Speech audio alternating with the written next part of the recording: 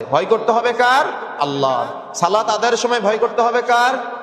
সিয়াম পালনের সময়। পৃথিবীর কেউ আপনাকে দেখে না। দেখেন, আমরা যখন রমজান মাসে রোজা থাকি তখন পৃথিবীর কেউ তো আপনাকে দেখে না। যখন আপনি গোসলখানায় গোসল করেন তখন কি কেউ সাথে থাকে? কেউ তো সাথে থাকে না। কিন্তু আপনি কি পানি খান? কেন আপনি পানি খান না? কার ভয়ে বলেন তো? আল্লাহর ভয়। এটাই হলো আল্লাহর ভয়।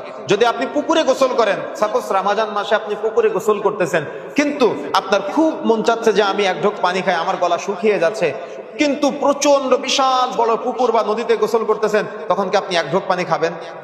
কেন খাবেন না আপনি বলেন তো? কার ভয়ে?